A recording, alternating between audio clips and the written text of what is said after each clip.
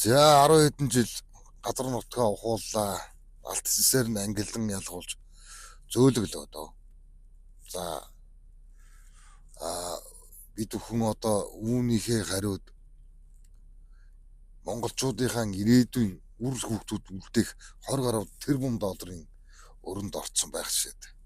Өдөр бүр 10 сая долларын хүү төлтгөлгөн. Ой мэдхгүй гэж байна. Сонин.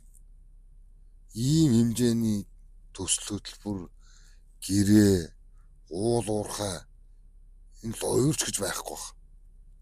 Тэгээ би энийг бол дээр юм гэж харах гэдэг байхгүй. Дээр юм гэдэг байна. Оюу толгойг яриад байна. Оюу толгой.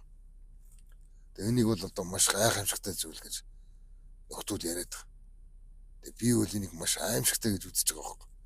Надад аимшигтай санагдаж байна. Энэ зүйл. Энэ бол хараал идсэн зүйл гэж би хэлэх гээд байна шүү дээ.